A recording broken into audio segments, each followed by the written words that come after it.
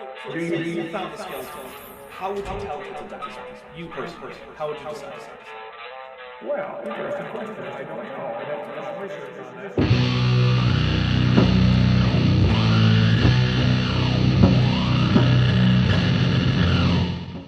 Alrighty. Hello, everyone, and welcome back. This is the fourth, I believe, installment of our natural history series where we talk about the history of life on this planet, as well as some geology and climatology. And joining me, as per usual, is the Dapper Dinosaur. Hello. Hello, everybody. I'm the Dapper Dinosaur. I am, once again, Jackson Wheat's most frequent guest, I think total, and also his most frequent guest who is not in the opening credits. As the creator of the opening credits, I can say that everyone in the opening credits is on camera. So if you send me some footage, I shall. I'm on camera right now. I mean, he's on camera. He's a dinosaur. That's him right there. I can see him. I'm skeptical. And also, he looks pretty real to me. Jackson, I have good news, or maybe bad news, depending on how you look at it. Last time you said, I think you have more subscribers than me, and I did not, but I do now. Woo! So there you go. Very nice. Very nice. I guess this channel is yours now? Yep, I own it. Your third channel? So well, okay. There are some channels that people don't know about that are technically owned by me. So I think this would actually be my sixth channel. Jesus Christ. Okay. Yeah, but only 2 of them ever actually get updates. Okay, fair enough, I guess. Because they're like other channels that technically exist. I only use them to watch YouTube in places where I don't want it to affect my like Dapper Dino search results. Oh, okay. Yeah. I gotcha. Because I know about obviously this one, and then the one where you do like games and stuff, right? Yeah, I have Top Hats Off, which is off topic. So there's art stuff there. There's game stuff. That's where I do my my Power Rangers RPG Let's Play. That's Wednesday. It's coming up. But yeah, then I have Dapper Dino, and then I have other channels that, like I said, just exist so that when I say decide to watch like a whole bunch of like anti-vax nonsense to see if I want to cover any of it, it doesn't then come up in my main YouTube feeds. Right. Yeah, no, I hate watching a creationist video because like someone sent it to me and then I'll have 5 recommended creationist videos and I'm like, no, I don't want to watch any of these. Get them out. Get a separate YouTube account that's just for that. It's like your burner account, right? It's just for tanking all of your recommended videos. Yeah, no, absolutely. Yeah. At any rate. Is this the part where I start explaining incognito tabs? No, see, the thing is, on those other channels, I want the bad recommendations. Because then I can go to them and that'll help me research. Oh, right. Okay. So I want those recommendations on some contexts, but not just my general browsing YouTube. Right. Okay. Right, that's fair. All right. Well, we were in the Mesozoic last time. This is part 2 of the Mesozoic. And so to the Triassic, we shall return. Are you ready, Dapper? Well, I mean, have at it. There's an Echinosaur, so I'm absolutely ready. Okay, so Pseudotsuchia. Oh, it's actually a good idea to start with Pseudotsuchia when we're in the Triassic, because while the Mesozoic is thought of as the time of the dinosaurs, broadly speaking, the Triassic is really the time of the Pseudotsuchians. Pseudotsuchia is the group of archosaurs that are closer to crocodilians than they are to dinosaurs, including crocodilians. So a lot of the things that are Pseudotsuchians in the Triassic, you might actually mistake for a dinosaur. So for instance, if you look at Poposaurus, really, for most people, the only indication that this isn't a dinosaur that you're going to get is that it has a plantigrade feet, sort of like a bear or a human, as opposed to digitigrade, like a dinosaur or a dog. So, but we also have things like Rudiodon, which is taking on what we now think of as the crocodilian role, even though it's not terribly closely related to crocodilians. Iodosaurs were taking on sort of the Ankylosaurus or Glyptodont niche back before it was cool. Or actually, perhaps they're the ones who made it cool. But there were these pig-snouted crocodile line plant eaters, really cool. There were actually a whole bunch of other Pseudotsuchians. I don't remember if we get to it in the next slide. but there's like a whole fauna of pseudotsuchians that superficially look like later dinosaurs. Like there are pseudotsuchians that look like ornithomimid dinosaurs, like Ornithomimus or Gallimimus. There were pseudotsuchians that looked like big theropods, like Poposaurus and things like that. So very interesting group. They don't ever really go away as far as like significant portions of the land fauna, but they do end up getting restricted to fewer niches than they had earlier in the Triassic. But still, there were a lot of terrestrial and aquatic and semi-aquatic and even marine pseudotsuchians all through the Mesozoic. So it's an important line, and they don't really get enough attention because dinosaurs kind of steal the limelight. But there you go. And I think unless Jackson has anything, we are ready to go on. Sounds good to me.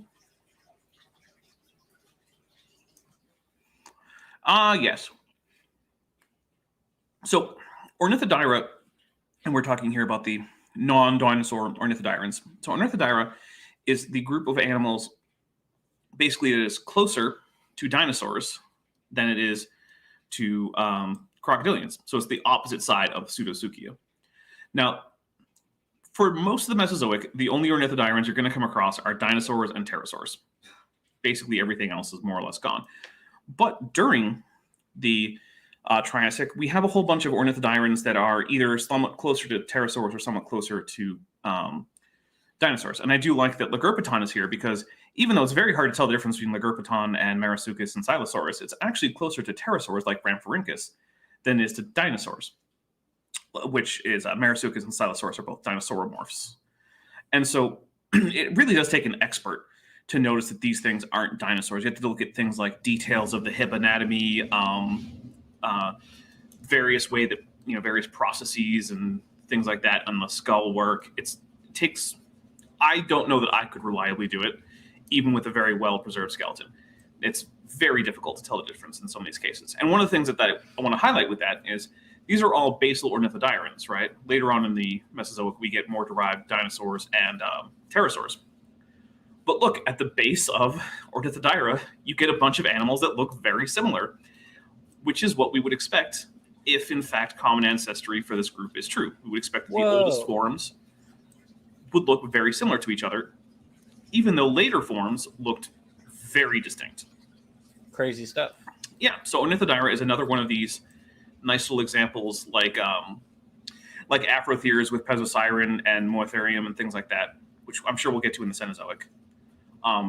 This is this common theme throughout evolutionary history.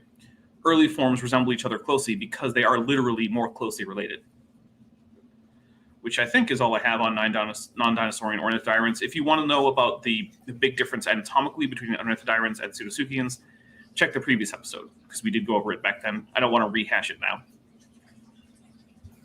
There were a couple of... so these guys are all fairly small-bodied. Of course, pterosaurs get bigger later on, as we'll see. But there were a couple non-dinosaur ornithodyrans that got fairly large, like Teleocrater was one of them, but most of them were fairly small. Yeah. Like Marasuchus is, what is it, like the rabbit crocodile? Isn't that what it is? Is that one? I'm trying to think if that's what that means. I think that's Lagasuchus. Sorry, that's Lagasuchus. Oh, okay. But yeah, because it's like the size of a rabbit. They're pretty small. Oh yeah. Little guys.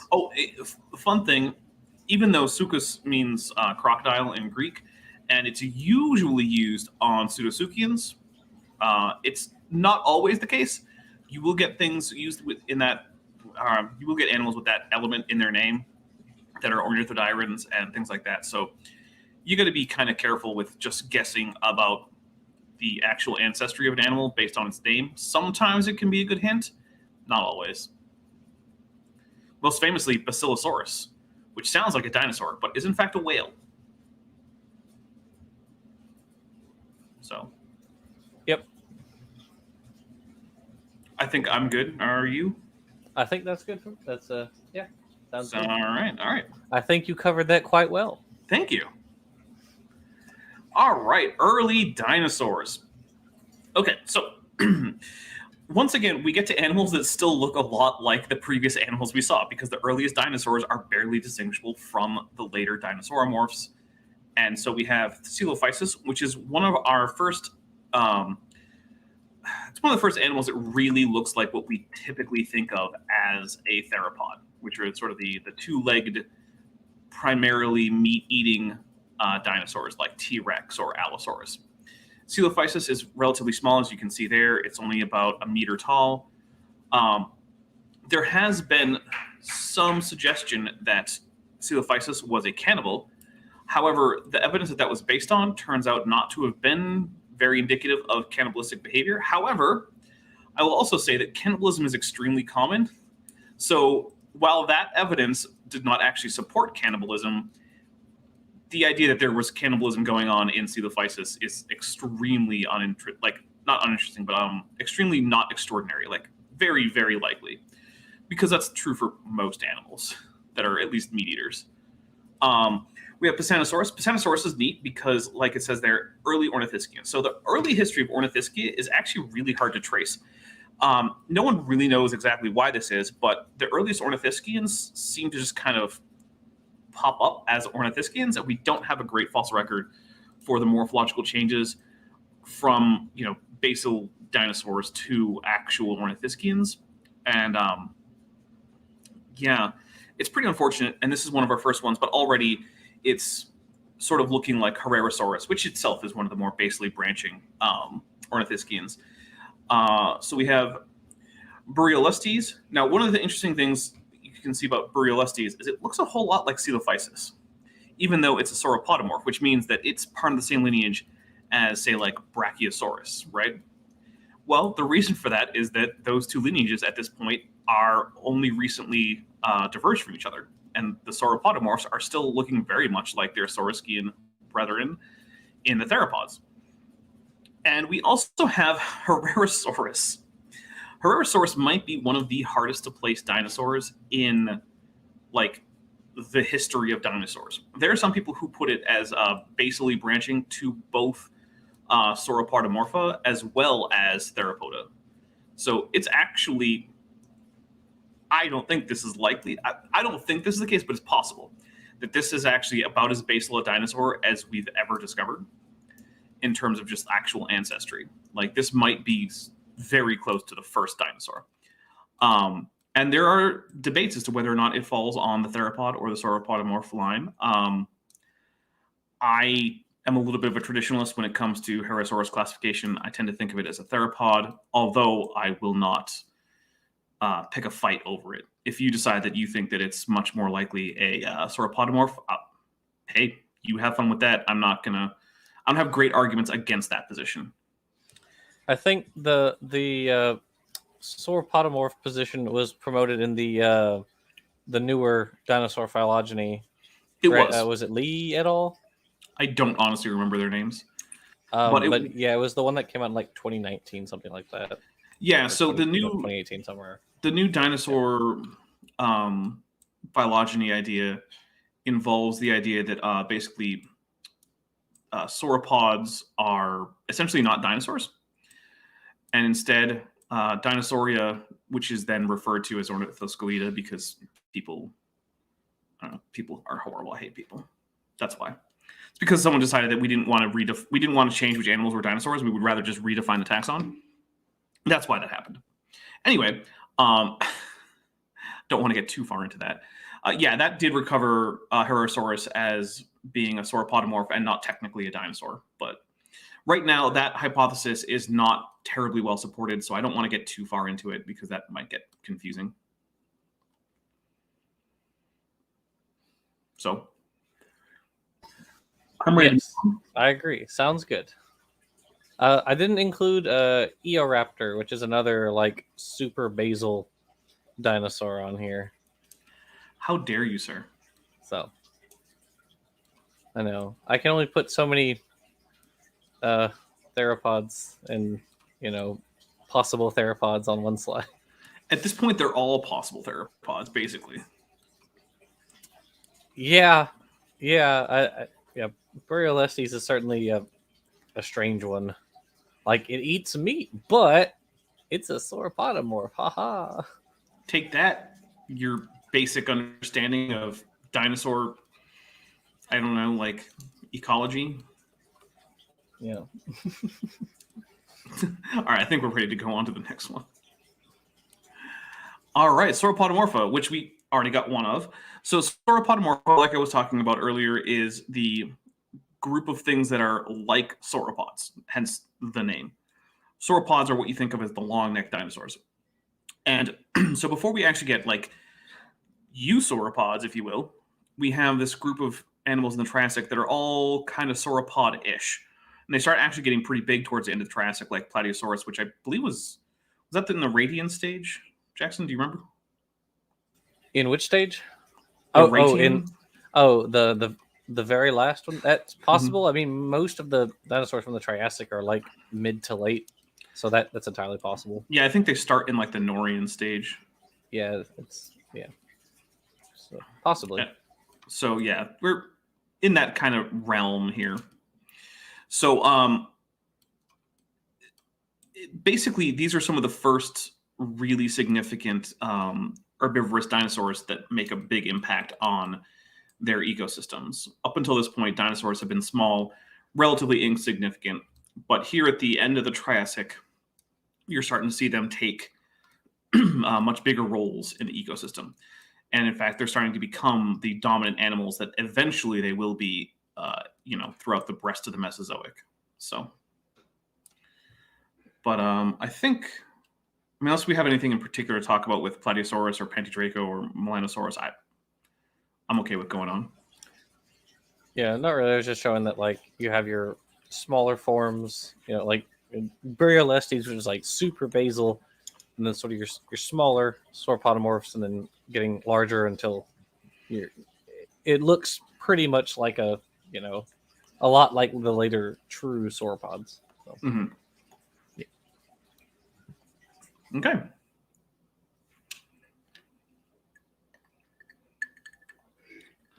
Sauropodomorpho, I can barely read this, but my apologies.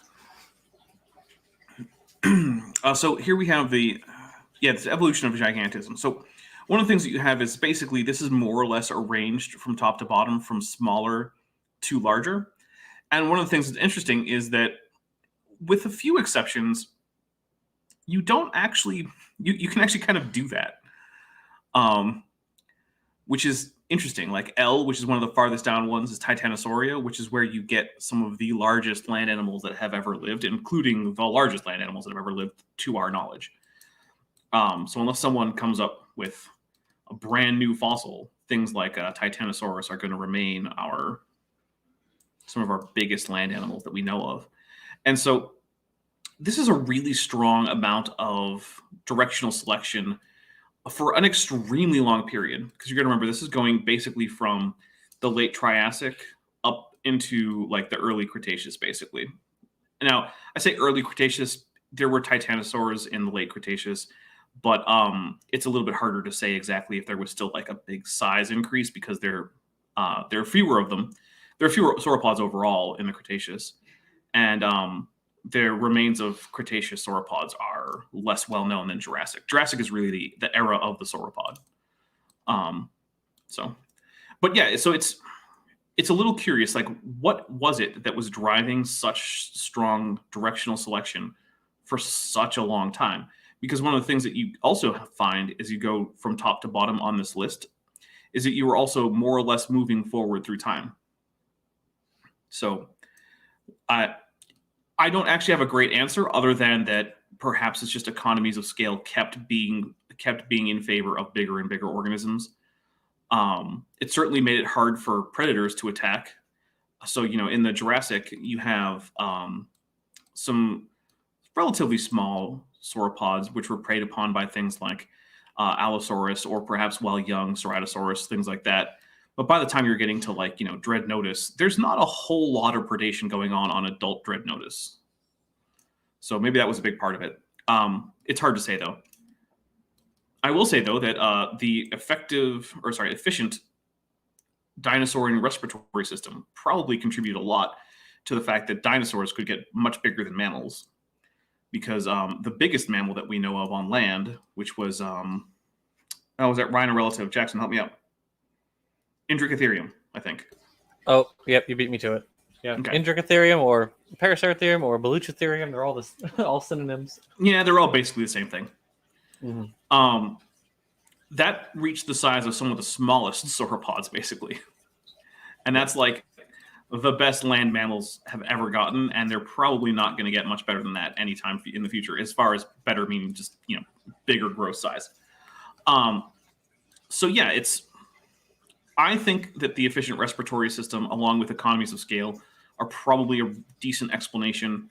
However, it's far from conclusive. And if you were, say, a budding paleontologist who wanted to get your name out there, maybe a paper on the persistence of strong directional selection in Sauropodomorpho for gigantism would be an interesting topic to research. Indeed. Could be. But I think that's all I have for this slide. Sounds good to me. Ornithischia. Now, Ornithischia is it's a bit of a cluster. It's okay. Look, Ornithischian systematics are a mess because the base of the Ornithischian family tree is not well known from fossils, which makes it hard to come up with well-supported hypotheses about Ornithischian ancestry. So we have phylogeny here, and it does have some interesting areas. Like we have Stexoridae, we have Thyreophora over here as labeled number 2. I think one is probably Neo-Ornithischia. Here we have Herrerasaurus as our outgroup. We actually even have Pisanosaurus as an outgroup, so maybe I'm wrong. No, I guess Neotheropoda actually comes up at 3. Yeah, I guess 3. And then 1 is just Ornithischia because we have a Heterodontidae, if I can talk, up past 1, when we have Pisanosaurus as our most basal, most Ornithischian. Unfortunately, while this does look like a nice orderly cladogram, when you actually get down to the ground, there's a lot of fights about Ornithischian systematics. It's not at all clear. There are some big groups, though, like Marginocephalia, which itself is grouped into the Pachycephalosaurs and the why am I doing this now? And the Ceratopsians. The Ceratopsians. Ceratopsians, yep. We have things like Ornithopods, which are like Hadrosaurs and Guanodontians and things like that. And then we have sort of the basal Heterodontosauria types, which they basically remain small, sort of generalized, relatively swift running animals, some of which had weird teeth like Heterodontosaurus, which basically had like pig tusks. But I think that's all I have for the broad overview of Ornithischia. It's a very contentious group. However, as far as I know, their monophyly has never been like seriously challenged. So it's a very consistently grouped together group of animals, but the exact relationships within Ornithischia are a bit thorny. So Jackson, you have anything? Sounds good to me. Okay. Shoobity-dee. Theropoda. Now, Theropoda might be the trio of Sauropoda, Theropoda, and Ornithischia. Theropoda might be one of the best known groups. It's the oldest known group of dinosaurs. The first dinosaur really identified as such was Megalosaurus, which is a theropod. It also has some of what you might consider the most photogenic dinosaurs, I guess, maybe the most charismatic, maybe the ones that kids They are know. certainly popular in the media. Yeah. So when you think of a dinosaur, most people think of one big example from a few different groups. Most people think of things like T-Rex, theropod. They think of like maybe Brachiosaurus or Brontosaurus, sauropod, and then maybe Triceratops, which is, Ornithischian.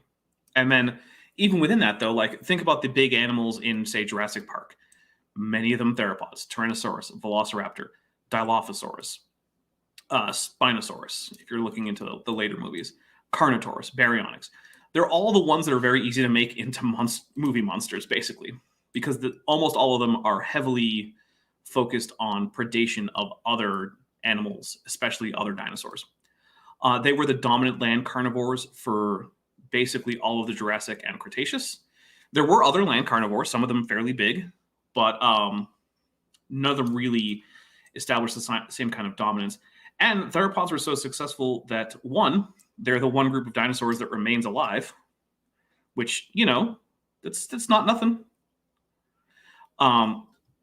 They also managed, by the end of the Cretaceous, to infiltrate a whole bunch of non-predatory niches. So, for instance, the Ornithischia, as well as things like Dinosaurs and Theropods, and those were primarily herbivorous. We have the somewhat omnivorous Oviraptorosaurs. So it's a very diverse, very well-studied group of dinosaurs. And like I said, they're also some of the most popular in terms of like popular media appearances. So, yeah. I think that's it for me for now. Sounds good to me.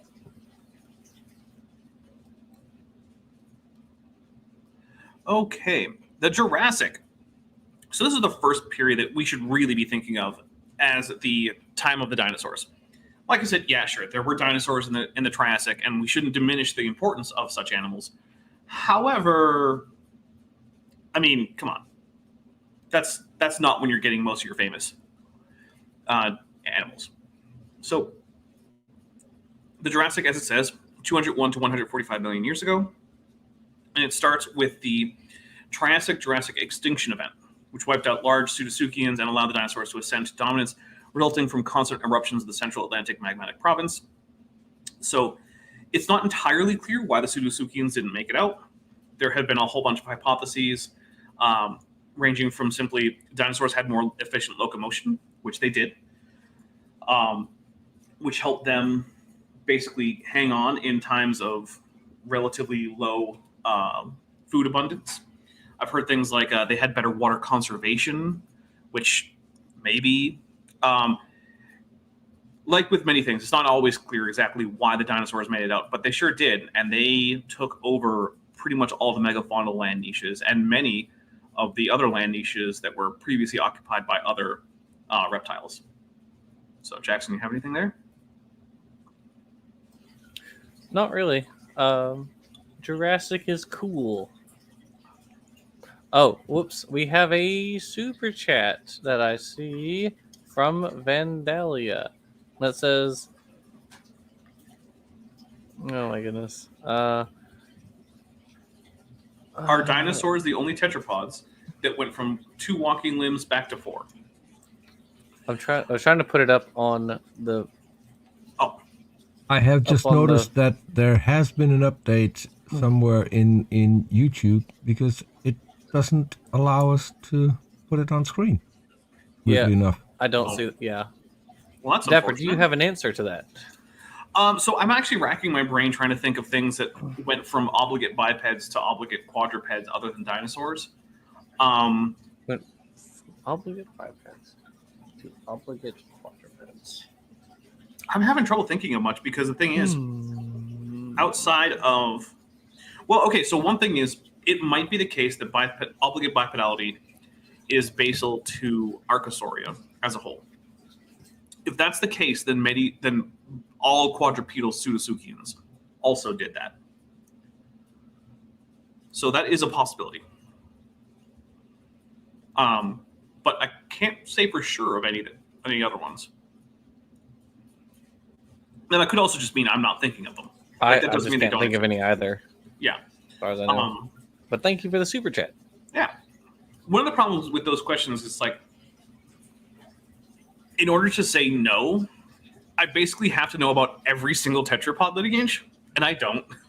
Are you kidding, Dapper? That's literally the only reason I have you, because you know about every tetrapod lineage. Well, I also know the difference between Spiralia and Ecdysozoa. Fired. You're fired. Oh, all right. Well, I'll go somewhere else with my Thursdays. All right. Next slide. What are these? These aren't dinosaurs. These are echinoids. The transition from urchins to sand dollars was occurring, at least in part, during the Jurassic. And so I just wanted to share with everybody that sand dollars are flat urchins Fun fact. And the fine little spokes that come up together at the top, those are homologous to the arms of sea stars, which is also fun. They're basically just sea stars that curled up in on themselves. Mm-hmm. Yeah, So that's just all I wanted to show with this, just because it was fun. Also, that very smooth transition right there. Yeah, but Jackson, they stayed echinoderms. They didn't become a new kind. That's true. They didn't become bacteria or evolve into humans, did they? Right. So I don't know why you think this is evidence of evolution. Maybe they evolved into like sentient echinoids who then ascended to the stars. Who knows? You know, They could have, and we would probably never know. Yeah. Culture does not fossilize very well. So No, it does not. Well, I mean, I don't have anything else for this because the heck do I know about echinoderms? Yeah. Oh, I know they use 2 feet for way too many things. Yeah, the funny thing. So I don't know if you guys are familiar. If you aren't, look it up. So you're probably familiar with sea stars have their little tube feet on the bottom. Well, urchins have their tube feet essentially all over. They use them sort of like little hands to grab things. So they'll grab like kelp and then feed it to their mouth, which is on the underside. Or, if you are so inclined, look up urchins wearing hats. Because people will put little like plastic toy hats in tanks with urchins, and they'll pick them up and sort of put them on top. And it look like it's wearing a little top hat or a Viking helmet or something like that. And it's adorable. That does sound adorable. So, why do they do this? Why do they grab things? Probably because and then urchins move it are to the top. Probably because they're preyed upon by a variety of organisms like otters, large fish, even probably other echinoderms, and so they'll grab things like rocks, seaweed, probably anemones, other things, and sort of cover themselves with them to hide. Okay, that's fair. I too would probably hide if I were in their situation. Yeah, they're very slow. They are pretty slow. Yeah, it's kind of unfortunate, really. Yep. Next slide, please.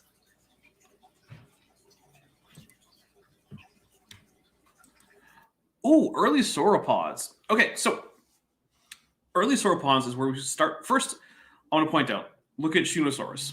It's a large animal. It's about the same size, roughly, as an elephant, which we think of as an exceptionally large animal today. However, I want you guys to realize that, look at that femur, and I want you to realize that most femora that you find from the more famous sort of taxa of sauropods would be taller than that human. And this one isn't, like, at all. So we're still getting that same kind of sense of the significant increase in size through time. We're also getting things like, if you look very carefully, you can see that there are individual little toes on the forelimbs.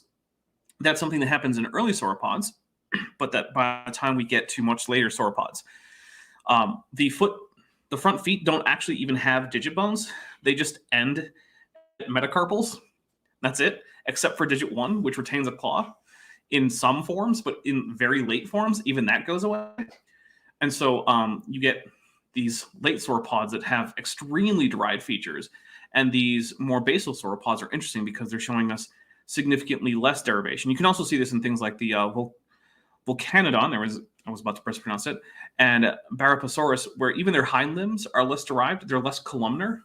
And so later on, sauropods will start to shorten the length that the foot projects out to the front, because you have to have these adaptations called graviportal, which means that you're basically just adapting to being gigantic. You have to support your weight. And one of the big ways to do that is to make your limbs as columnar as possible. Don't waste any energy making any tissue that isn't directly supporting weight or protecting from infection, basically. I'm sure if infection weren't a thing, sauropods would probably be like, you know what, I don't need skin. Too much weight. So, Jackson, I don't know if you have anything on there. A truly horrifying thought.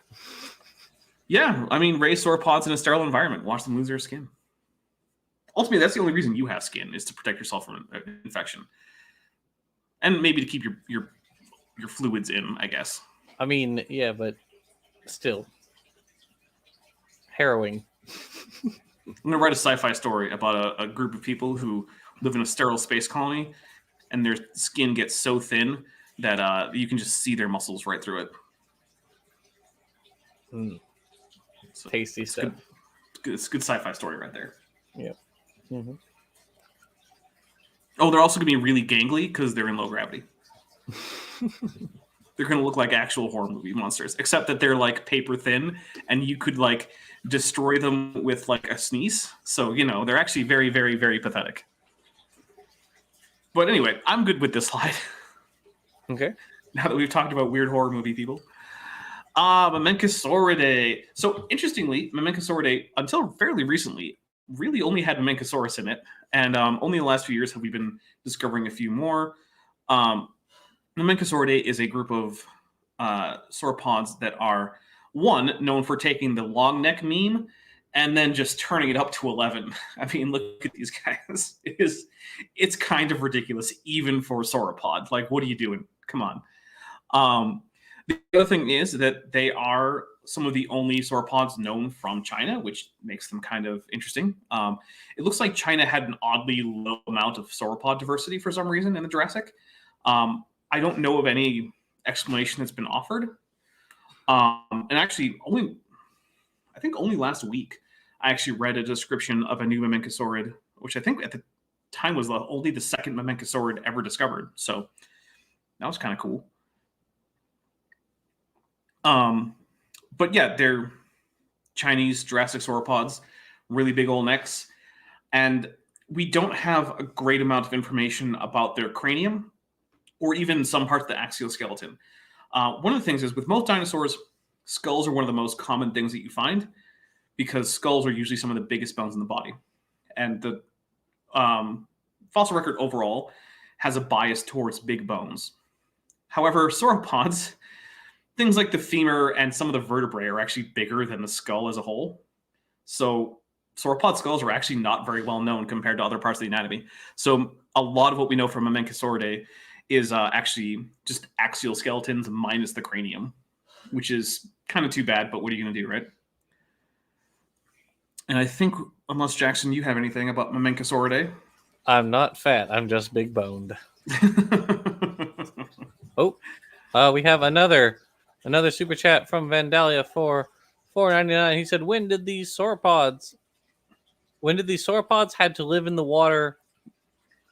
When was it that the incorrect idea that all sauropods had to live in the water, when was that debunked?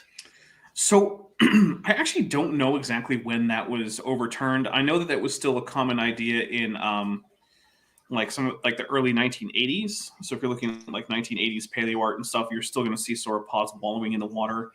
But so I don't know for certain. But if I had to offer my best educated guess, I would say probably around the same time as the rest of the dinosaur revolution, which was in sort of the early to mid 90s. This is when we realized that, hey, the previous ideas and memes in paleo art about dinosaurs as lizard-like lumbering beasts who just couldn't hack it once the mammals who were faster and more efficient and smarter evolved, that kind of just went away. And we realized that no, many dinosaurs were big, active, in many cases fast, land animals who were every bit a match for most modern mammals. And that really kind of kicked off with the careful description of animals like Dromaeosaurus and Deinonychus. So we sort of have the raptors to thank for the dinosaur revolution, because it was just so obvious that these couldn't be slow lumbering beasts because they were just so obviously built for speed. So, yeah, that's my answer is I don't know exactly, but I'm very confident it was part of the overall dinosaur revolution that happened in the early 90s. And I think that's all I have for that super chat. Jackson? Fair enough. All right. I can never say this word correctly the first time. Diplodocidae. There we go. It's for some reason all the words derived from Diplodocus always just get me. So Diplodocidae is one of the classic groups of sauropods that people think about when they think of sauropods. It's got Diplodocus, which is one of the most famous, Apatosaurus, Brontosaurus, which is a valid taxon again. Congratulations to Brontosaurus. Which I don't see a Brontosaurus up here. Jackson, what are you doing to me? Jackson's unavailable right now. Please leave a message after the tone. The taxon got resurrected from the dustbin of paleontology, only Not for real. you to not even represent it on here. Doesn't deserve it. Okay, so Diplodocidae is one of the relatively basal groups of sauropods.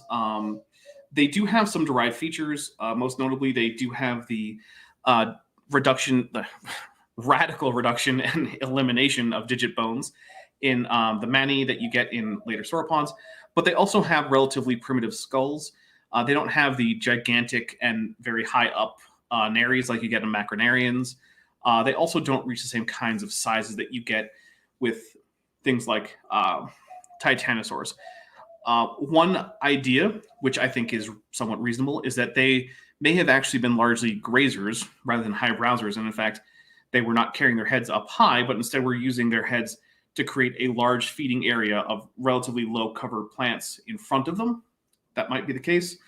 Although I'm sure that they could lift their heads and get some relatively high branches too. However, they did exist in ecosystems with much taller animals who were probably the specialized high browsers. I will say also, I'm not a huge fan of how obvious the coracoid bone is on our Apatosaurus on the bottom left, or our Supersaurus. The coracoid is used for muscle attachment, guys. It should be covered in muscles. It shouldn't be something that you can just make out easily. So that's an idea in paleo art called shrink wrapping, where you want to make as many bones as possible visible. But the thing is, if you look at modern animals, even if you look at, say, modern mammals without fur or modern reptiles, you can't see all of their bones because they're covered in muscles. Why would you be able to? That wouldn't make sense. If they didn't need those muscles, they would just have smaller bones, save the weight. So yeah, I'm just using these bits of paleo art as an excuse to talk about coracoid bones and why you shouldn't just have them be exposed. Oh, and it just occurs to me, people might not know what a coracoid is because humans don't have those. And if it's a bone that humans don't have, people don't know about it. The coracoid bone is the big shoulder bone that you see projecting sort of like posterior dorsally, up from the shoulder joint of Supersaurus and Apatosaurus. I will say that there were lots of sauropods found in the Morrison Formation, many of which were diplodocoids. This is true. Donald Prothero and Darren Naish got into a fight over whether or not many of these were separate species or, in fact, ontogenetic series within like only a couple species. Yeah, that's one of the tricky things about paleotaxa is, so when you have a paleotaxon, you have to use a morphospecies definition because there's nothing else available to you. You don't know anything about their reproduction or anything like that. But the problem then becomes that if you have ontogenic stages, which are just growth stages of the same species, it can be hard to tell because the same criteria that you would use to distinguish two species, if you're just naively applying them across your various specimens, will also tell you that different ontogenic stages of the same species are different species.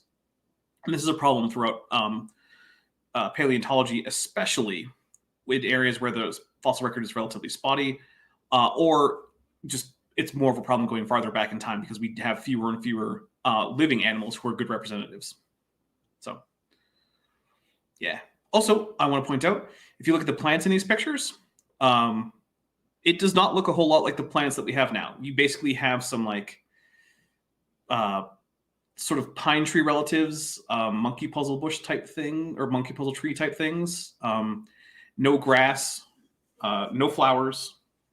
Plants were definitely not doing the kind of things they're doing today. Or at least the dominant plants now, which are mostly flowering plants, did not exist at this point. So, yeah. I think I've got Diplodocoidea, which is, again, a word I cannot say first try. I hate you, Jackson, for making me have to say it. I think that's all I got for them. Just get good, Dapper. Good. Tell you what, you tell me whether snails are ecdysozoans or spiralians reliably, and then I'll go good. They're obviously spiralians, and you say obviously not all cartoons make it easy to tell what they are at first brush. Okay. First blush, not first brush. Anyways, next slide. Macroneidae. Hey, I already mentioned Macroneidae. Okay, so Macroneidae are so called because they have gigantic nares. What's a nares? Or what's a nares? Yeah. A nares is the entrance in your skull that your nasal passage goes through. But it's not the same as a nostril because the nostril is the fleshy bit. A nostril is usually smaller than a nares. There you go. Macroneidae had gigantic nares, and it's not entirely clear why. Maybe they were using them to make sound, although with such long necks, the recurrent laryngeal nerve would have made careful calls virtually impossible. Basically, a sauropod would decide to make some kind of sound, and then a few seconds later, it would actually make the sound, and it probably couldn't really control it. It could also have just been things like modulating air temperature. Let's see. It could have actually just been for olfactory purposes. It's, as far as I know, it's not clear why. These are also some animals like I was talking about earlier, where the Diplodocus and buddies were sharing the environment with much taller animals. These are the taller animals I'm talking about, Macronarians. This is also the group to which our last sauropods belong. And so this is where a lot of things like Brachiosaurus, Giraffatitan, Camarasaurus. Fun fact, most people who think of Brachiosaurus are actually thinking of Giraffatitan, because back when Brachiosaurus became famous, around the same time as, say, Jurassic Park, much of it was actually reconstructed using material from Giraffatitan, an African but closely related species that was much better known. But Brachiosaurus is from the United States, so it's American. That makes it better. Because people just kind of ignore Jurassic dinosaurs from Africa. It's like a thing. USA. Yeah, basically. Actually, a large part of it is that at the time of things like the Bone Wars, when a large proportion of dinosaurs are still valid were discovered, the United States was relatively easy to access in terms of political stability and stuff like that. And it's still the case that it's easier to do dinosaur digs in, say, like Canada or the United States than it is in, say, like Mali. So, unfortunately for science, science cannot really be completely divorced from things like politics and war and things like that. And so that's one of the reasons why only recently has China become such a big frontier for dinosaur paleontology. It's because only recently has it become politically tenable for scientists the world over to collaborate in China on paleontological digs. Because until recently, no, that was not reasonably possible. So hopefully someday that the same thing will be true in much of Africa. And I'm sure that when that happens, we will discover all sorts of really cool stuff all over Africa. As it is right now, there's only a few places in Africa where it's really easy to dig, and a lot of those aren't places well known for their Mesozoic stuff. Like there's like the Karoo Formation in South Africa, but that's Permian, so you're not really going to get any dinosaurs there. But yeah, I think that's all I have for Macroneidae. I think do we have more sauropod slides? Because if we do, there's still probably Macronarians. I think in the Cretaceous when we get there, there'll be more. I don't remember what the next slide is for this one, honestly. Nope. Okay, so we're done with early Ornithischia sauropods until the Cretaceous. Okay, so we have Lesothosaurus, which, fun fact, Africa. You can tell because it's from Lesotho, which is that little country that exists inside of South Africa for some reason. I don't know that reason. I just know that it exists. It's weird. It's like San Marino is like existing entirely inside Italy. Like, why bother? And the answer, at least for San Marino, which might be the same for Lesotho, is because you're not going to tell them they don't count anymore. Agilosaurus, and I think actually probably the most interesting one here is Scutellosaurus. Scutellosaurus is actually our first animal on the lineage that is going to lead to both Stegosaurids and Ankylosaurids. Stegosaurids being some of the big Jurassic thyreophorans, and Ankylosaurids being much, much more important in the Cretaceous. But here you can start to see the beginning of that armor, because the thyreophorans are basically like the shield bearers or the armor bearers. Scutellosaurus literally means shield lizard. And so we're getting sort of this differentiation even here early in the Jurassic, even though we did have some very late Triassics Ornithischians. But here we're getting into things like, Neotheropoda and Thyreophora. So, but also I want to note that Lesothosaurus, which looks very small, is actually not much smaller than Scutellosaurus. All of these animals are pretty small at this point when we're talking about really early basal Ornithischians. It takes a while for them to get really big, but by the time we get to the end Cretaceous, there are enormous Ornithischians dominating the land fauna in terms of herbivory throughout most of the world. Basically, by the time you get to the end Cretaceous, sauropods are hanging on in South America, but pretty much everywhere else, they're basically are gone. I'm good with this slide. Are you, Jackson? Lesothosaurus is one of those dinosaurs, one of those ornithischians that Dapper mentioned earlier, where there's a lot of controversy about where it falls exactly, like how basal or basally derived is it with respect to the other ornithischians, and that kind of depends on who you ask, basically. So, because it is very basal in the ornithischian tree, the question is just how basal is it? So, yeah. Since you made the slides, Anyway. Jackson, I'm a little bit taken aback. So the woman from the disco music era in the bell bottom striking a pose, that's pretty random in all of this. So I did that absolutely on purpose. What are you talking about? So here's the thing: the standard The stand. human stand-in in paleo art is just a silhouette of a man at 1.8 meters, but you get tired of drawing a 1.8 meter basically T-posed human male in silhouette over and over and over, or just using it every time. Robert Bacher, isn't it? Yeah, sometimes it's Robert Bacher. So sometimes paleo artists like to just change it up. It stands out. But it still gives you an idea. Although one thing is, like, unless you have a scale, humans vary considerably in height. Like you see like a human male there, and like that could be a whole host of heights. Like that could be like 5'2". We're doing imperial here. That could be, the standard 1.8 meters. That could be 2.2 meter. Who knows? Yeah. Also, bell bottoms were made to make your legs look longer. So there is that. Were they? I don't know. I'm Wait, just so I'm is just that why- making stuff so- up. Okay, because I was about to ask, like, so is that why I had bell bottoms in my dress uniform in the Navy? Because it doesn't seem like it, but what do I know? I also know that those pants had 13 buttons, which is about 12 too many. Oh, really? Wait, Yeah, were they all your, like, instead of a zipper, you have like 13 buttons? Yep. So instead of a zipper, there were 13 buttons. And then in order to slightly adjust like the waist size, there were laces in the back, like shoelaces, and you could cinch those tighter or looser and then tie them. And that was how you tighten them. Because men's navy blue dress uniform pants in the United States Navy basically haven't changed their design since the Revolutionary War.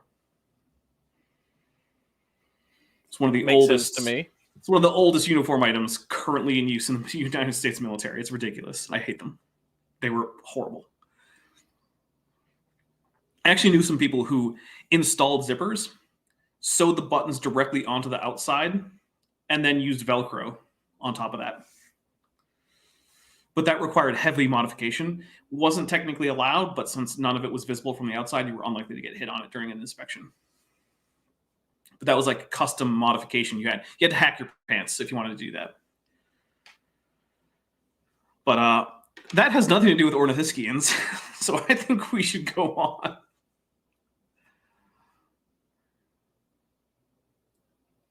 I'm not even going Thyreophora. to address the woman in the top right now because Yeah, I think that's the thing for Jackson now. He's There's always showing also a us- dude in the bottom right. Yeah, Come at me. there's also a naked woman in the Look at top that. left.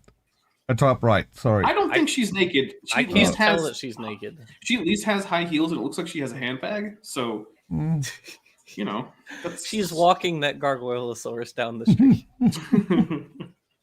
So Thyreophora, as we already mentioned, unfortunately, I sort of went a bit too far into Thyreophora, but yeah, there's the two big groups are Ankylosauridae, which includes the ankylosaurines that actually have the club tail and the nodosaurines that don't have the club tail.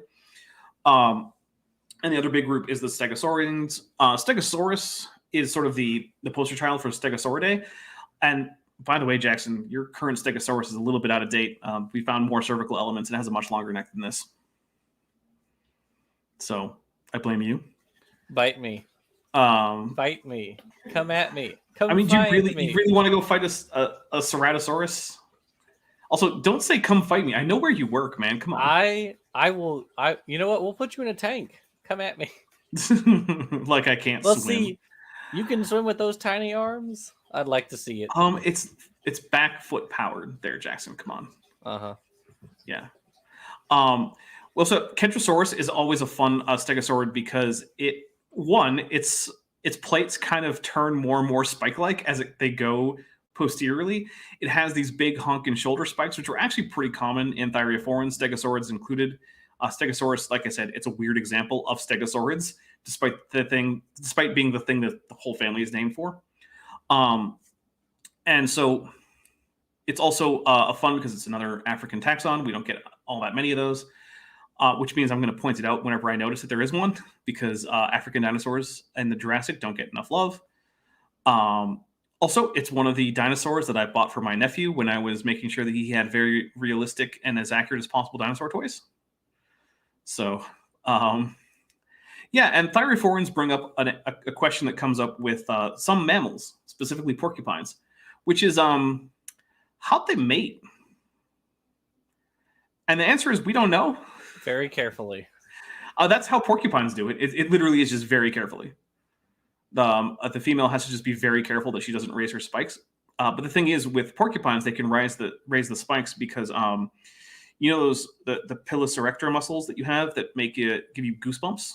Whenever you have goosebumps, it's because your what is it? Pylorus pill. I don't know. I can't remember the plural, but it's because your erector pili muscles have contracted. But that's not a thing that dinosaurs have, and so, or at least it's not clear that they would have an analog of that for things like spikes. So those spikes were probably immobile. So yeah, there's been a whole bunch of suggested methods like tail to tail, side to side, just very, very, very long penises that are very, very flexible. Yeah, and the answer is no one knows. No one knows for sure. But there are options. It's not like it's a mystery in the sense of like, well, this couldn't possibly have happened. Dinosaurs are fake, which is a position I've heard that people have taken. Dinosaurs must be fake because they couldn't have mated. It's like, no, you're just not being imaginative. Which is weird because it's usually an area where people are very imaginative. But anyway, I think we've covered Thyreophora pretty well between the previous slides and this slide. So unless Jackson has anything, I say we move on to the next one. Have at it. All right. Early Jurassic theropods. Hey, look, there's me. As you guys might know, I'm a Ceratosaurus, even though people seem to think that I'm a Stegosaurus. I don't know why. We also have Dilophosaurus and Stegosaurus or Stegosaurus. You know what? Here's my rule for pronouncing these names.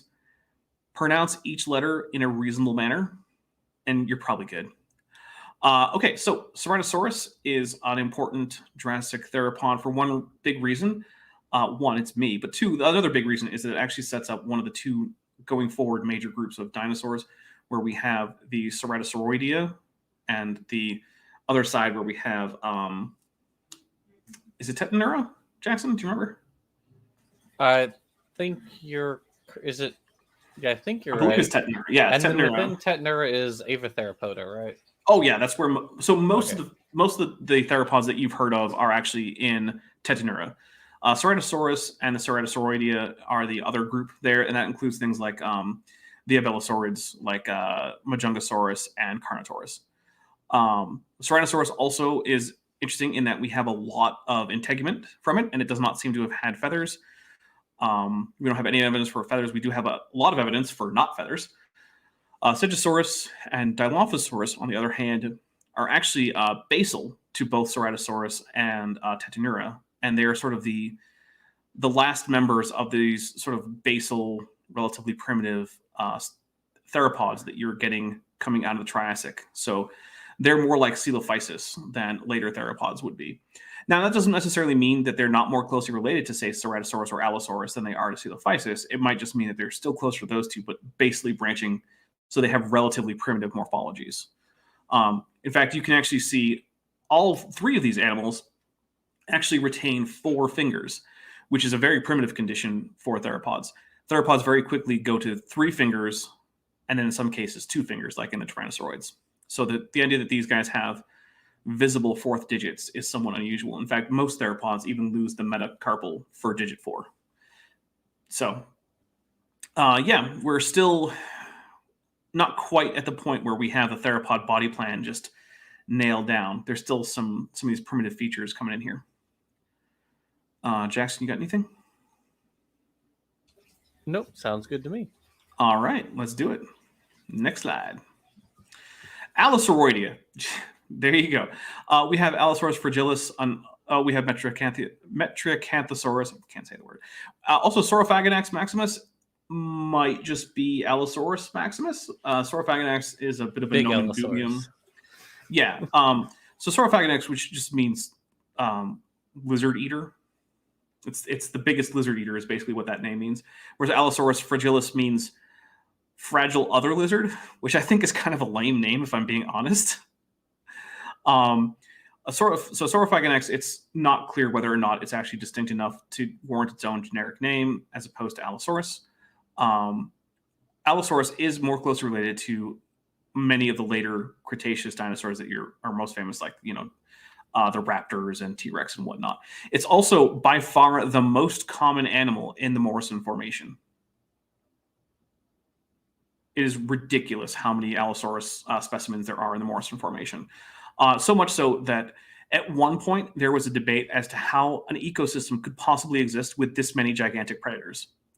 And the current thinking is that it's probably a taphonomic bias combined with predator traps. So a predator trap is an area where predators are drawn, but then they tend to die there. Famously, the La Brea tar pits are like this, where you just have ridiculous numbers of carnivores in there. And the idea is that they were probably drawn in by dying other animals who were trapped there. Then they themselves became trapped there, started dying, then attracting other predators, and so on and so forth. So it could be that there were predator traps. And Allosaurus also seems to have been specially adapted to hunt the sauropods that we saw earlier. And so remember, these are still not the biggest of sauropods. So these are things that an Allosaurus could reasonably handle. And one of the reasons that we think this is, one, we can find evidence of predation by things consistent with Allosaurus on sauropod fossils. But also, in order to take a sauropod is basically just a wall of flesh, basically. And in order to take a bite out of that, you have to be able to really, really open your jaws really wide. And Allosaurus could get to almost 90 degrees worth of jaw opening. It's ridiculous, the degree to which they could open their jaws. And so that's probably an adaptation to trying to bite just a vertical wall of flesh. It's also apparent from some ichnofossils that we have, some trackways, that allosaurids, so not necessarily Allosaurus, because remember, you can't really positively tie an ichthyofossil to a particular fossil taxon directly in most cases. And this is one of those cases. But animals consistent with Allosaurus were chasing down sauropods in some kind of group. Now, the group doesn't seem to be very well coordinated. It seems like they just kind of mobbed animals from many directions without much coordination. So we're not really doing pack hunting, but it does seem like we're at least tolerating conspecifics in feeding contexts, which is a pretty big step up. Many animals, even mammals today, don't tolerate conspecifics at their kills. So that is at least some level of sociality, which is unusual in reptiles overall. It's still unusual in birds, really. Most birds are not very social. So it's an interesting little fact about Allosaurus that it looks like they were somewhat social. Jackson, you got anything else? Nope, sounds good to me. Oh, one of my pet peeves with the otherwise quite good Walking with Dinosaurs documentary is that they put the little horns on Allosaurus behind the orbits rather than in front of the orbits. And I don't know why they did that. It's a weird little thing that they got that very, very, very wrong for what I can tell, no reason. So yeah, don't take the Walking with Dinosaurs Allosaurus as gospel. Of course, that show is so old now that you really shouldn't take much of it with like at face value. But anyway, Peter, I think we are good with this slide. Megalosauroidea. So originally, Megalosauroidea was a waste bin taxon. Basically, big theropods were megalosauroids, and small ones were coelurosaurs. And that was it. Since then, more work has been done, and Megalosaurus, which you see up there compared to a 1.8 meter tall person, is sort of the prototype dinosaur. It is the first dinosaur that was described. It was one of the two that gave Sir Richard Owen the idea that Dinosauria was its own particular taxon that had its own definable traits, which primarily had to do with things like the hip and the skull. And basically, these are tetanurids, but they're relatively basal tetanurids. You're not seeing a lot of the really crazy specializations like you see in Tyrannosauroidea or Maniraptora. So you're getting like, decently sized arms, 3 fingers, relatively generalized theropod skulls, tails for balance, horizontal spine posture.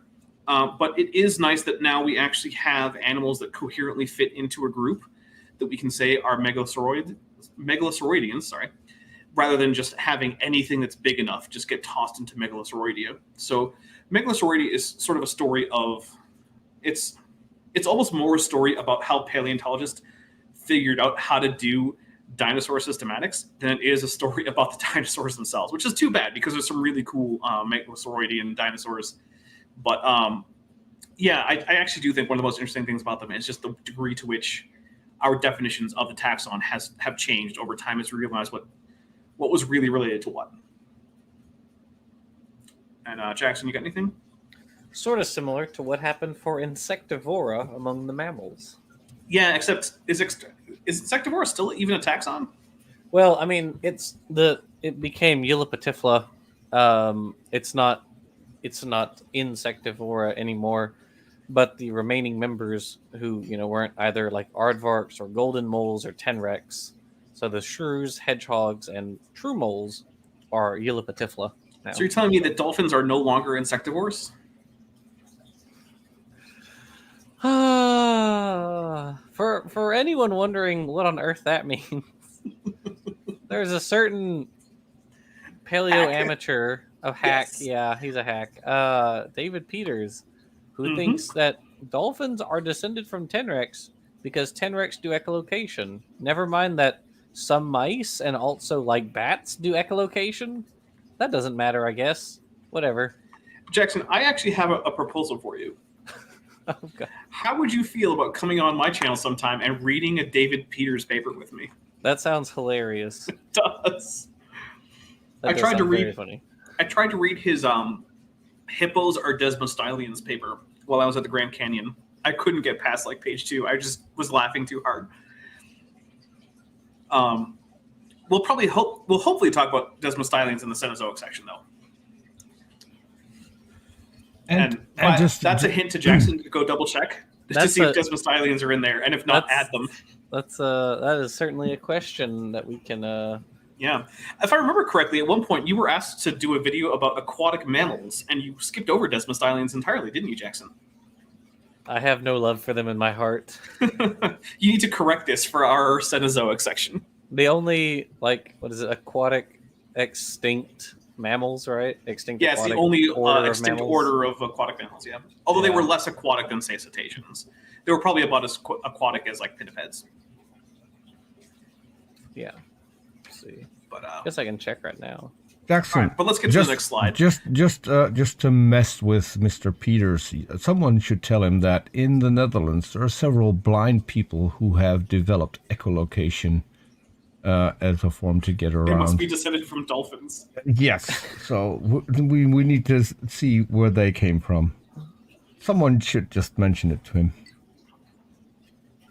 Yeah, I think that's at like the start of the chapter, the Blind Watch, or the chapter in the Blind Watchmaker by Dawkins on the evolution of echolocation. He talks about how like there's an analog where there was even like a person who could ride a bicycle relatively well, using like the sounds in the environment.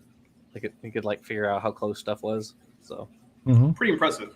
yeah, Humans Yes, are it is. crazy, man. But But, they're yeah. also Cenozoic animals. Yeah, it was determined recently that like a species of mouse is called like the long-furred mouse or something like that, is capable of echolocation. So You'd think it would be called the echolocating mouse, since that's a way more interesting feature than long hair. well, I think it was found to be long-haired first, Yeah, and then that later makes they were sense. like, oh, it can do echolocation. That's neat. True. That is Oh. probably the order of events there. Jackson, do you know what bats are called in the Netherlands? If you would translate it directly. Isn't it flutter mouse? Yeah, it would be flat It's the mouse. same thing in Flutter mouse? German. Yeah, it would Flat be mouse? Okay. flat mouse.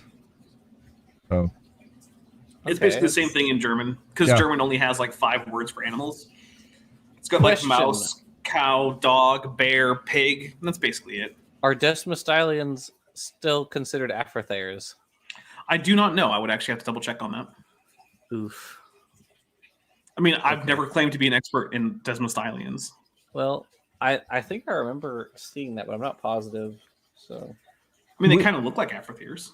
we have still one up on the Germans because we do have a bird beak animal. And I'll let you guess what that is. Is it the platypus? It is. Germanic languages are too easy when it comes to animal names, man. Mm-hmm. It's like, what's a turtle? Oh, it's a shield lizard. Okay. Or shield toad. Cool. Yeah. Their position has been disputed. So Uh-oh. Well, time Well- to just toss them in Whippomorpho. Why not? Oh god, please make it end. Well, we could make it in, but the slide hasn't changed. Oh, there it is. Bird evolution. All right. So, despite the fact that a lot of the really cool stuff talking about really close to birds is actually coming out of the Cretaceous, the actual divergence of crown aves probably occurred in the Jurassic, and we have basically birds in the Jurassic. Archaeopteryx was one of the most famous and earliest transitional fossils, so-called, because there's not a very rigorous way to define what counts as transitional in the fossil record, but whatever. And it actually even vindicated some of Darwin's ideas about the evolution of birds from dinosaurs, because Darwin, as well as other people, had noticed that dinosaur skeletons, especially theropod dinosaur skeletons, were very similar in very many ways to bird skeletons. And so Darwin hypothesized that maybe we would find a skeleton of a reptile-like animal with, like long tailbones, unfused 3 fingers with claws, and perhaps feet with separate but closely associated metatarsal bones. And lo and behold, before he actually, I think well before he died, Archaeopteryx was found. I think only like a couple years after he suggested. It was 1861, so just 2 years after Origin was published. Yeah. So, I mean, this was an idea that was vindicated really fast, which is something that when people quote mine his section about the paucity of this fossil record, no one ever brings that part up. That 2 years later, something that just fit one of his actual predictions was found. And so But, the funny thing about that, since you brought it up, was he actually included in later editions more transitional fossils that were discovered in his lifetime, like early whales and early Sirenians, which still had like the hind limbs. So yeah, by like the 6th edition, he was going, wow, look at all these transitional fossils that have been discovered, which kind of vindicate evolution. How interesting. Neat, isn't it? Yeah. So here we have a cladogram basically going forward in time as we go left to right, and going closer and closer to birds as we go top to bottom. And one of the things that you'll notice about that is it also means that as we go from bottom to top, we also are more or less going forward in time. So we have crown group birds up at the top. That kind of looks like Gallus. It doesn't actually have a generic name, but it looks enough like Gallus that I'm just kind of go with Gallus for now. Do you have any objections to me assuming that that's a Gallus there, Jackson? You are the resident theropod. It's up to you. Well, I mean, okay, but it could just as easily be like a juvenile Galapavo or something. So who knows? Anyway, so at the bottom we have crocodiles and the relatives represented by a terrestrial pseudosuchian predator, probably in the Rausuchian group. Now, the Rausuchians aren't an actual clade; they're an evolutionary grade of pseudosuchian land predators, but we're not going to get too far into that. Then we have what looks like a Sphenosuchian, which is, I don't know why we have what looks like a Sphenosuchian, but sure, why not? Listed, though, we have Pterosaurs, so we're getting closer and closer. We get then to Ornithischia, and this is using the traditional classification system, and Sauropodomorpho, and so we're getting closer and closer. And one of the things that you'll notice is that once we really get into the dinosaurs, you start to get things that have more and more adaptations to cursoriality. And what cursoriality is running. And also, we're getting relatively small animals. So you're getting things like Rahonavis, Oviraptor. There's some kind of Deinonychosaur that I don't know exactly which one it is because it's hard to tell. Could be Microraptor, I don't know. But one of the things that this illustrates, though, is that some of the closest animals to birds are, in fact, the raptors, so-called the dromaeosaurs or the Deinonychosauria, which includes Troodontidae. And yeah, this is, if you were to go back in time to the late Jurassic or throughout much of the Cretaceous, you would have a hard time telling which things were birds and which things weren't, because a large number of the animals would be lightly built, feathery animals that have what look like wings. You know, they have primary and secondary feathers, full veined feathers, contour feathers, phyloplumes, the whole 9 yards. And so while right now birds are a very distinct group of organisms that if you just take extant organisms don't seem closely aligned to anything else, you went back to the Jurassic or the late Jurassic or the Cretaceous, birds would be just one amongst a huge menagerie of feathery dinosaurs. If you want more in-depth looks at bird anatomy and stuff like that, I have a whole bunch of videos over on my channel where I talk about things like bird evolution. I have some debates about whether or not birds are dinosaurs. Spoiler alerts. Yes, they are. So yeah, I encourage you, if you really want to look a lot more, dig into the Dapper Dinosaur back catalog. I think we should probably switch the slides unless Jackson has something else for this section. Nope, you're good. Okay.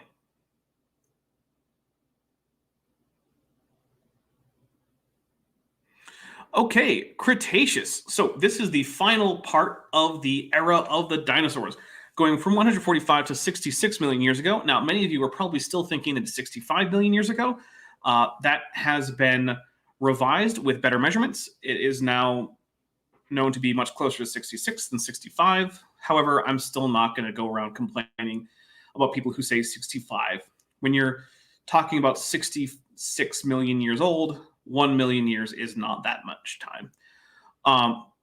So unlike the transition between most of the previous eras that we're talking about, or actually periods, so, you know, between the Permian and the Triassic and the Triassic and the Jurassic, there was no extinction event. The beginning of the Cretaceous period was, I mean, if you were on the ground, you probably wouldn't have noticed that you had switched from the Jurassic to the Cretaceous. There was strong continuity in the fauna and flora between the two periods. And basically, the reason that the Cretaceous even gets its name is because some of the famous formations that were made during the Cretaceous had a bunch of chalk in them, because Cretaceous literally means chalky. And so there were some famous chalk beds that were deposited during the Cretaceous, so it got its own name. Also, if you lumped it in with the Jurassic, that would make the Jurassic, if you decide to call the whole thing Jurassic, very, very long. So basically, the Jurassic to Cretaceous represents one of the longest continuous periods of relative ecological stability and lack of major extinction events. Now, there were minor extinctions here and there, but like there was nothing even close to, say, the end Cretaceous or the Triassic-Jurassic extinction event. The continents are starting to look like their modern forms. So this is where we start to get differences between, say, South American and African organisms. So when you go back to the Jurassic, you'll notice that there were a lot of things going back and forth there. That's why there were a lot of Thyreophorans on both sides. That's why there were Ceratosauroideans on both sides. But now this divide is starting, and so we're starting to get significant differences. Now, at this point, we're still getting South America, Antarctica, and Australia connected by land for most of this period, and South America close to Africa. So there is still interchange between species all across that area. And actually, there's more of a north-south divide at this time than there is now, where there's sort of an east-west divide, where Africa and Asia kind of are grouped together and they have similar fauna now, and South and North America are grouped together because of land bridges. But there's that Atlantic and Pacific that divide them east to west. At this time, the major divide in biogeography was north to south. India near South Africa. So you can see India down there over where Madagascar probably would be. Now, for the rest of the Cretaceous and much of the Cenozoic, India is going to be racing north. But for that intervening time, it's going to essentially be an island continent, kind of like Australia is now. The Tethys Sea is covering most of Europe. The reason for this is that throughout the entire Mesozoic, there was no ice age that we know of. An ice age is just when the Earth has ice caps that don't melt in the summer. So once the ice caps melt fully during any summer, you can say that Earth is no longer in an ice age, which means we are still in an ice age right now. We're not at a glacial maximum. We're actually at a glacial minimum, and we're getting more and more minimum on those glaciation with global warming. However, we are still technically in an ice age. But at this point, that was not the case, which is why you have what would otherwise be low elevation land in today's sea levels covered in low-lying seas. So it's like the Tethys Sea in Europe. Atlantic Ocean is just starting to open. Asia and North America are connected. And that is one of the reasons why, even to this day, there are actually some deep connections in the flora and fauna of, say, I think places like China and the United States. So, for instance, the water, what is it? I can't remember the name of it. There are giant salamanders in China and the United States. And there are alligators in China and the United States and South America. Or alligatorids, I should say, because the South American ones are actually caimans, but whatever. It's a different subfamily. But yeah, so this is where some of these ancient connections are established. And you also see it with a lot of other animals like ceratopsians and tyrannosauroids evolving in China, moving into North America. I think we'll get into that more later. The world, however, is cooler and less tropical than the Jurassic. Things have cooled off, and you will get places where there are things like snow. So in the Jurassic, there probably was no snow anywhere except on top of mountains on Earth. And even then, probably, you had to go pretty far south or north to get to snow-peaked mountains. However, at this point, places like Antarctica, Alaska, Siberia, these are places where dinosaurs were getting snowed on. There was snow. And so there were actually animals that had to adapt to cold weather. Now, not nearly as extreme as the weather that we have now in those places, but still, they had to adapt to harsh winters. So winter in Alaska during the Cretaceous would probably be more like winter in, say, like Maine than it is like winter in modern Alaska. And if you don't know where Maine is, it's the northeast coast of the United States. They have pretty harsh winters, but still, it gets very warm in the summer. However, there would have also been much bigger differences in the day length in Alaska. So Alaska was more or less where it is now in terms of north to south. So you have this weird environment where you have these Arctic locations that have month-long nights and lots of snow during the winter, but then have, you can get like 35 degrees Celsius during the summer and, nice humid all-day sun. So it would have been a very strange world to be in, I think, in many cases. However, it is also when we start to get a lot of the recognizable things that we take for granted today, like a lot of modern groups of reptiles and mammals start to emerge during the Cretaceous, but we're going to get into that a bit more later. So, Peter, could you move the slide ahead, please?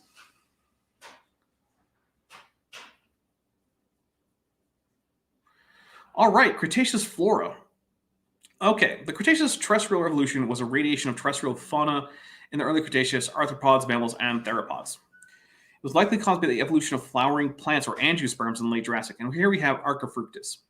Now, today, if you go outside and look at a plant, there is a very high chance that it is a flowering plant. Flowering plants are the dominant flora on land today. In fact, they have even invaded many aquatic environments. So, like lily pads, those are flowering plants.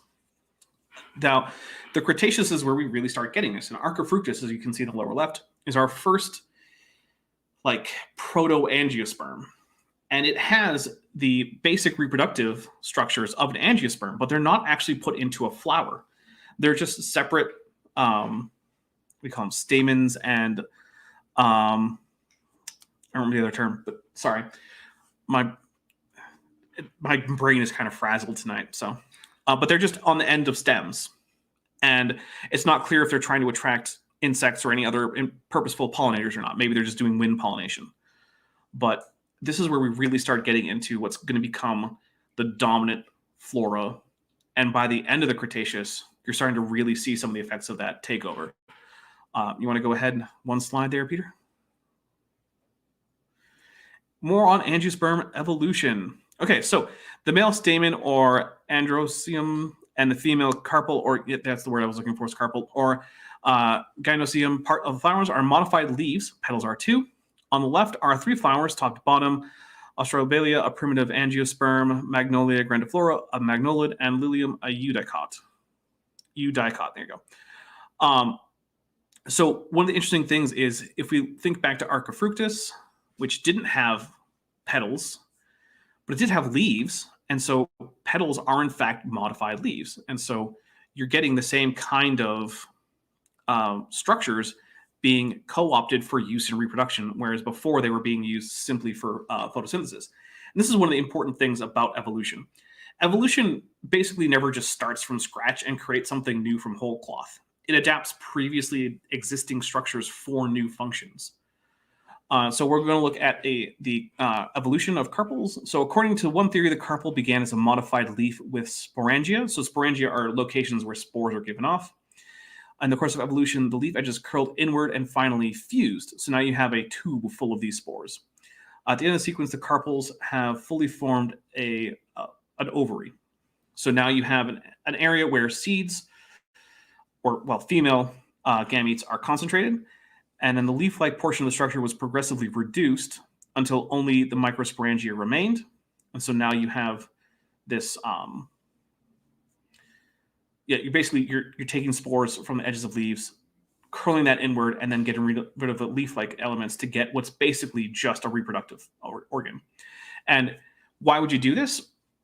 Well, you can specialize such structures for reproductive use and make your reproduction much more efficient because you now have something that you can specialize separate from the organs that you're using to just gather food with. Because remember, if you're up at stage 1 here, up at the top, or stage 1 at the bottom, in both cases, you're trying to do double duty with food production and reproduction on the same organ. You're going to have to make compromises. You can't get so good at food production or sugar production, in the case of leaves, that it starts to make it hard to reproduce. But neither can you get so good at reproducing with these structures that it starts to cause problems for you actually making enough sugar to survive. Because what's the point in trying to get to reproduce if you die before you even get to that point? Whereas flower parts allow plants to do all of those functions really well. And Peter, if you could go on to the next slide, please. Okay, angiospermae. Flowering plants appeared in the early Cretaceous. Fruits and vegetables are seed-bearing structures, the ovary of the flower. One fun thing there is many of the things that you think of as vegetables, like squashes, aubergines, zucchinis, or what do they call zucchinis in Europe? I don't remember.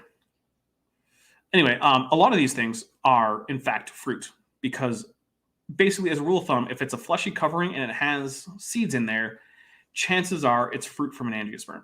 Now, as we covered back in the last stream, there are, in fact, fleshy coverings for seeds of other organisms that aren't angiosperms. Angiosperms don't have a monopoly on the idea of covering seeds in protective flesh, but whatever. So angiosperms spend almost their entire life cycle as diploid. And you can see that even though there are a lot of steps over here on the haploid stage, most of those are basically small single cells that then go out and germinate. So here you have meiosis resulting in the ovaries and the sporangia up at the top middle. And so then the ovaries produce these basic spores, which are essentially seeds that are then fertilized. by the angiosperm, and then at that point, they will be distributed by some method. It varies from plant to plant, and then it will sprout a new diploid plant. So by the time we get to angiosperms, plants are spending the vast majority of their life cycle as diploid structures. And in this case, they're actually kind of like where you see a lot of animals now. Whereas, like, say, mammals are essentially only haploid as reproductive cells. They don't have any kind of adult life as a haploid organism, generally speaking, for mammals. And so at this point, plants are also sort of adopting that strategy as well. So unless Jackson has anything, I think we're good on this slide. I was Nope, away sounds from good to the me. I was away from the microphones. Zucchinis in Europe are called courgettes. Yeah, there you go. Courgettes. Oh. I can't always remember the names of all of my vegetables as they change across oceans. Sorry, guys. I'm a dinosaur, not a chef. Well, brings me back to something earlier. You did ask Jackson why some organisms put on a hat. I'm still wondering why a dinosaur wearing a hat would ask that question. But it might just be me. Oh, look, I know why dinosaurs wear hats. I just don't know why, sea urchins wear hats. Same reason? Just throwing it out there. Well, my reasons do sort of require me to have a brain, whereas, echinoderms don't really have a brain. So, Okay. Well. Next slide. But here we go. Jackson, I'm tired of talking about plants for a little bit. You talk about plants. Okay. So when you are eating fruits, that is what the ovary has become. So and your ovules get pollinated, or fertilized, via pollen, and then your flower grows into the fruit, and so the seeds are the zygotes ready to be consumed. Well, if they're big fleshy fruits, are ready to be consumed probably by organisms, and then the organism defecates somewhere else, and then the seeds are planted in the or on top of the ground with some nice manure, some nutritious dirt, essentially, that they're in. And so the earliest the origin of angiosperms was probably coincident with the origin of fruit. Also, I mean, I guess it depends on what you define as a fruit, because what are they called? The buttercups have fruits, quote, but they're like just these little spiky things, and I don't even know if anything really eats them. Like, do birds eat them, or Probably. insects? I'm not entirely sure. But fruits do attract lots of different organisms, whether they be megafauna or birds or insects, and this helps the plant disperse its seeds elsewhere, so they can then be fertilized, or be put down somewhere with fertile Germinated. fertile dirt, and then germinate. So They were already fertilized. They now need to germinate. Yes. Fertilized in fertilizer now. Yes. So, the fertilization that happens with fertilizer is different than the fertilization that happens during reproduction. yes, yeah. And so this picture here on the right is just showing, like in an apple specifically, what the different parts of the flower become. So you have your stem, and then your ovary and accessory tissues, and then your sepals at the top, which are on the bottom, quote, of the apple. Those Apples are just tree eggs. Yeah. So, interestingly, before some flowers were discovered in the Jurassic, it seemed like the first flowers just kind of like appeared. Like you have eudicots and monocots and magnoliids sort of all in the early Cretaceous, and it's like, well, where'd they come from? But I as thought we it was talked, monocots. well, they're actually so monocots and eudicots are sister to each other, and then magnoliids are basally derived with respect to both. Are you telling me that there are unicots and monocots? What did I? No, You said unicots, and I thought it was no, monocots. eudicots, Oh, okay. EUDICOT. I thought I heard because unicots, and I was about to riot if both monocot and unicot were both things. yeah, no, But sorry. that's not okay. Eudicot and monocot refers to how many cotyledons, which are the embryonic leaves that the plant has, the angiosperm has. Monocot, of course, has one, but there is no dicot clade. There is the eudicot clade. And then magnoliids are basally derived with respect to both. And then there are even more basally derived flowers that exist today. So they're called the Anita grade flowers. I think the most basally derived of them is called Ambarella, and it's so primitive that it's the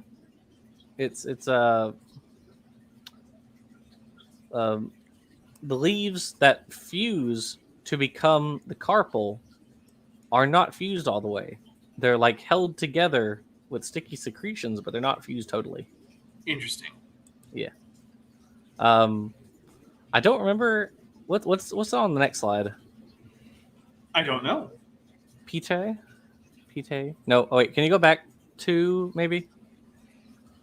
What's one before this, and then one before that? Oh, it was here. Okay, I'm sorry. I thought I put that later. Anyway, so you talked all about the. Yeah. Okay. So yeah, that was just what I wanted to show. But yeah, we already did it. So yay, go team. Yeah. This isn't my first rodeo, there, Jackson. Yep. Sorry, I had to step away for a moment. But yes, all good. I All forgive right. you. It's time. Forward we go.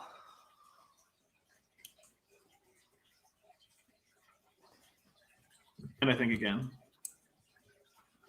Yep, and it's back to Dapper. Me. All right. Sauropsids. Why are we calling this sauropsids? Okay, Sauropsida. Oh, whoops. Is should have not been like Lepidosauромorpha. I don't know why I put Sauropsida there. My bad. Yeah, Sauropsida includes dinosaurs along with all of these groups. It's basically what people think of as My reptilia. bad. I don't know why I put that.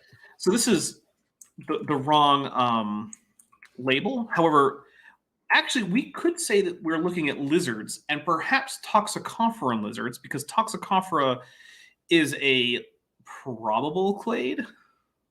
Is what I'm going to go with. A probable clade.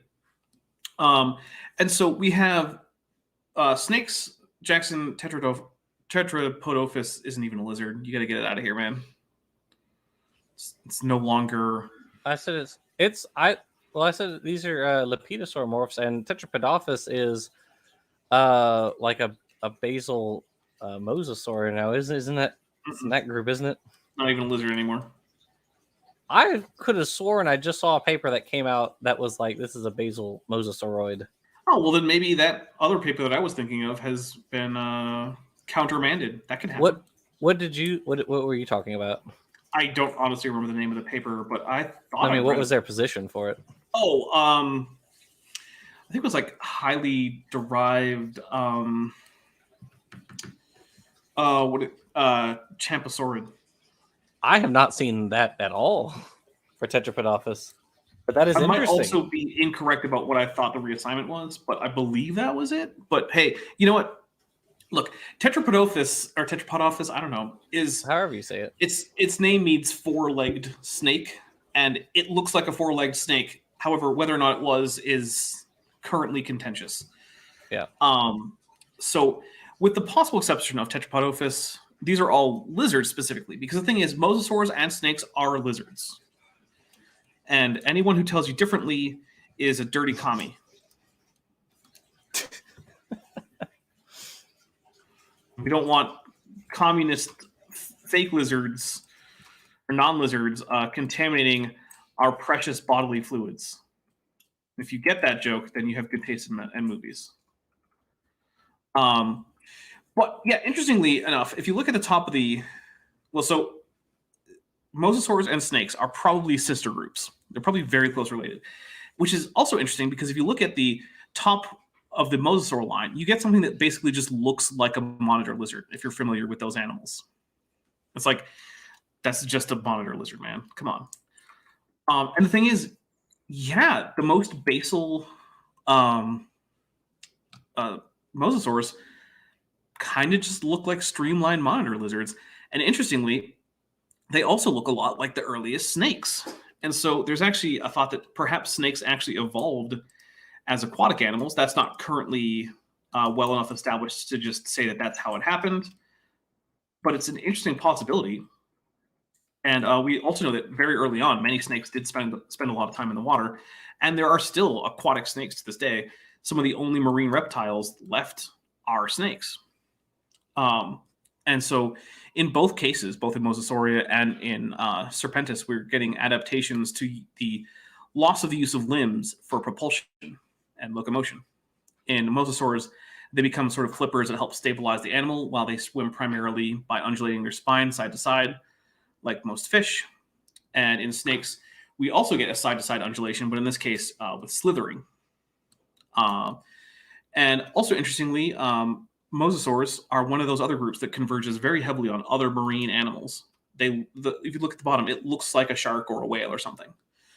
And also, interestingly enough, monitor lizards also have forked tongues that they use to taste the air, just like snakes do, which is another interesting thing where even today you can still see the sort of vestiges of that lineage.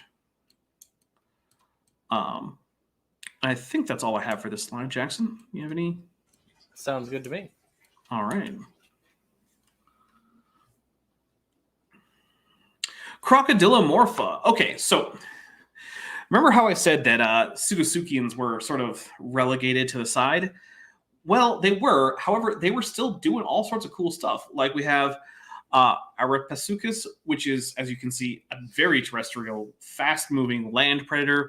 We have Armadillosuchus, which, as the name implies, is the armadillo crocodile, so called because it is, in fact, a terrestrial herbivore that covered itself in thick armor. We have Sarcosuchus, the flesh crocodile that was basically big enough to prey on most macrofaunal dinosaurs. We're talking like big boys getting taken down. Like, this is the kind of thing that something the size of T-Rex would still have to be wary about. This is a gigantic animal here. Chimaerosuchus, we're getting a... Actually, I don't know a whole lot about Chimaerosuchus. Jackson, what do you got on that? I believe that was one of the omnivorous South American crocodilians. There you go. Because South America had some strange guys going on there. South America still had some strange guys going on there. Facts. Absolute facts. Yeah. It's just a weird place. So yeah, I think unless we have anything, unfortunately, basically all of these guys except the actual crocodile line guys like Sarcosuchus are just gone.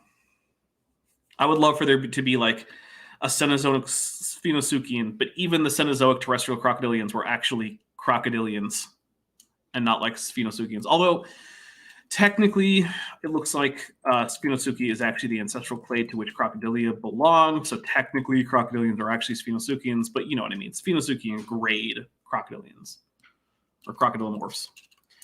Anyway, let's get to the next slide before I start going into weird places with morphology and cliticics. Pterosauria. Okay, so we saw the introduction of the pterosaurs back in the Jurassic, where they were primarily small animals. A lot of them were insectivores or piscivores, but now the smaller forms of pterosaurs, as well as the long-tailed forms of pterosaurs, are basically gone, and they are replaced by the gigantic later monofenestran pterosaurs. So monofenestran means that the nares and the antorbital fenestra are both joined into a single opening, and you can see this very easily with the Tupuhara skull. But I mean, the Taparara skull is also a pretty obvious one. So in both cases, you can see that there's this one big opening in front of the eye, and it goes all the way forward to basically like the premaxilla.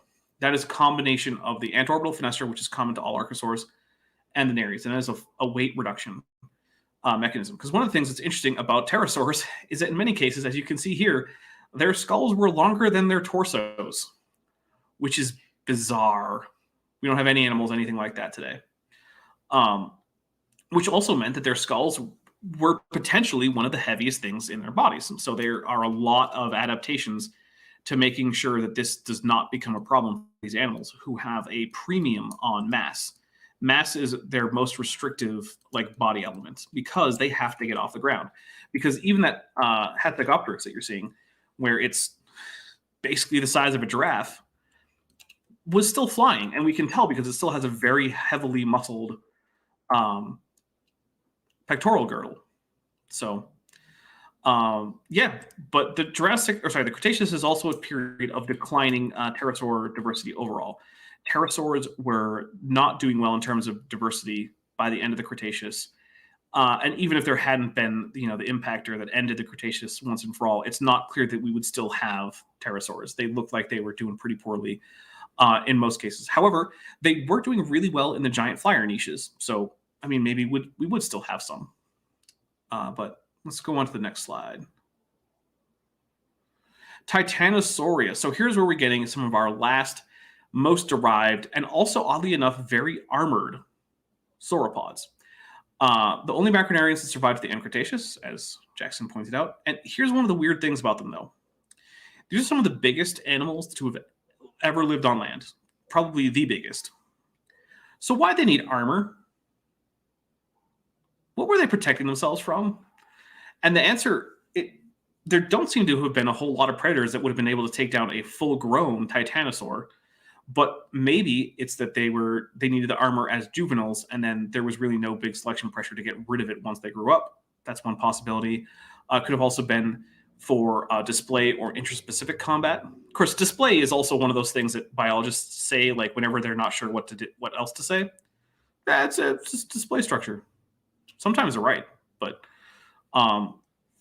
this is where we get Argentinosaurus, Saltosaurus, Magosaurus. We also get things like Dreadnoughtus, Titanosaurus, Alamosaurus, which despite being from Texas is not named for the Alamo, which is baffling to me, but whatever.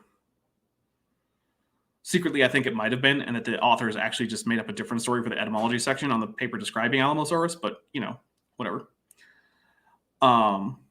So let's do the next slide. Actually, I think this is probably a good spot to call it. Okay, well, in that case. So, and then we'll end the Mesozoic next time and start the Cenozoic. Cenozoic? Yeah, I don't know. The age of mammals. Mammals need or deserve their own age. You may have been hiding out this whole time, but the mammals have sort of taken over. There's still a whole lot of dinosaur diversity out there. I don't know what you're talking about, man. I don't see very many theropods running, ecosystems nowadays, except in have you met the shoe-billed a few stork? places. I said very many. That's one example. So, look, I live in a place where some of the top predators are, in fact, still dinosaurs. So I don't know what you're talking about. And I'm going to be 60 in 2 days. So I'm all for mammals not having age at all. Well, happy early birthday. Happy birthday. Thanks for watching, but before you go, I just want to say a special thank you to my channel members and my patrons, especially those pledging $20 or above. Bob Knob, Work in Progress, Benthoven, Cynically Skeptic, Denny5252, Ian Chen, John Ackerman, Landon Knoll, Mabdy Babdy, McSpooks, Sphincter of Doom, The Venerable Bede, and Patrick Dennis. As you probably know, YouTube is a very volatile platform, and from month to month my income on the channel can swing wildly. But the people you see on screen are directly supporting so that I don't have to worry too much about that, and the channel can keep going as it is, and perhaps even improving. If you'd like to join this team, there are links below to join the channel or in the description to join the Patreon. The Patreon starts as low as $1 a month, and the channel memberships start as low as $1.99 a month. On Patreon, you can even get a discount for pledging annually. If you do decide to pledge, you'll get access to an exclusive Discord server just for channel supporters, as well as early access to all of my pre-recorded videos, often up to 2 months in advance. Higher tiers will unlock even better perks. Now, if an annual or monthly pledge isn't right for you, but you still want to support the channel, there is a merch store down in the description, as well as an Amazon wishlist, just for me. And if financial support isn't something you can or want to do, then if you still want to help out the channel, please just like and share these videos and make sure you comment on them. It really helps the channel out. Thanks again for watching. So you found this